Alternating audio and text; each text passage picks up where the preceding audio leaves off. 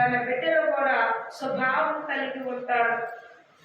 తల్లిదండ్రి ఎప్పుడైతే స్వభావం కలిగి ఉండరో తన బిడ్డలు కూడా స్వభావం కలిగి ఉండరు. మా మమ్మీ ఎట్లా ఉంది, మా డాడీ ఎట్లా ఉన్నారు, ఎలా ఉంటే ఏంటి, నాకేంటంటాను, నాకు అసలు పని లేదు అంటారు. అంటే నడవడి ఎక్కడ ఉండాలంటే బాల్యోహముల ద్వారా నువ్వు అలా సరిచేసేవాడు ఉన్నావు, నడిపించేవాడు ఉన్నావు. ఒక పక్షి తన బిడ్డను అనగా పక్షి బిడ్డను నడిపిస్తుంది, ఎక్కడ చాసేది ఎగిరి ఎక్కడెక్కడ ఆహారం తెచ్చుకోవాలో చూపిస్తుంది. అలాగా నీ బిడ్డలు నువ్వు నేర్పించబడి ఉన్నావు.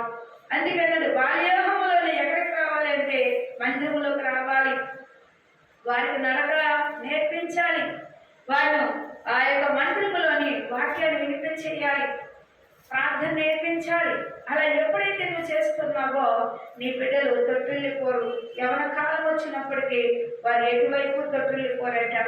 నువ్వు ఆయన మందిరంలో ఉంటారు, ఆయన వాక్యం హృదయంలో ఉంటుంది, ఆయన చేయి పట్టుకుంటాడు, ఆయన ఎటు తొట్టిల్లోకుండా ఆయన సన్నిధికి నడిపిస్తాడు.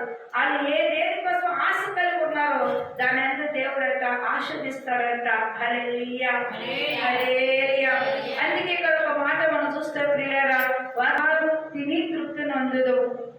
నువ్వు ఎప్పుడైతే దేవుని వాక్యానుసారం నడుస్తున్నావో, మందిరానికి వెళ్తున్నావో, నీ తల్లిదండ్రి మాట వింటున్నావో, నీ ఎవరి కాలం వచ్చినప్పటికీ నువ్వు ఏదైతే ఆశిస్తున్నావు, అయ్యా నేను బాగా చదువుకోవాలి, ఒక ఇంజనీర్ అవ్వాలి, నేను బాగా డిగ్రీ చేస్తాను, నేను బ్యాంకింగ్ మేనేజర్ అవ్వాలి, ఇలా నీ కోరికలు ఏవైతే ఉన్నాయో చదువుల లక్ష్యం నుంచి నువ్వు నడుస్తున్నావు. కాబట్టి నీ ప్రార్థన, నీ తల్లి చేసిన ప్రార్థన నీ బిడ్డను ఆశీర్వించబడిచేస్తుంది.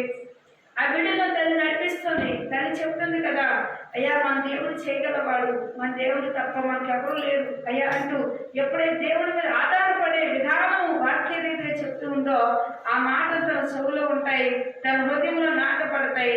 అవి నువ్వు ప్రార్థన చేసి అతను ప్రార్థన చేసుకుంటాడు. వాళ్ళు తొట్టిల్లిపోవడం, ఎక్కడున్నా వెళ్ళుచున్నా ప్రయాణంలో ఉన్నా ప్రార్థన చేసుకుంటాడు, పరీక్షలో ఉన్నా ప్రార్థన చేసుకుంటాడు. దేవా ఈ పరీక్ష నాకు అర్థం కావట్లేదు, ఈరోజు వచ్చిన పేపర్ నాకు అర్థం కావట్లేదు, నాయన నేను రాస్తున్నా, జ్ఞాపక శక్తిని అంటాడు. నీకు తెలియకుండా పేపర్ నువ్వు రాస్తావు. హల్లెలూయా హల్లెలూయా. అందుకే నీకు ముందు తల్లిదండ్రుల దగ్గర నుంచే ఆశీర్వాదం రావాలి, దీవెన రావాలి అన్నా మనం తల్లిదండ్రికి లోబడి ఉండాలి. తల్లిదండ్రికి ఎవరైతే లోబడతారో దేవుడు కంపల్సరీగా లోబడతారు. తల్లిదండ్రుల మాట ఎవరైతే బిడ్డలు వింటారో ఆ దేవుని ఎక్కువగా ప్రేమిస్తారు.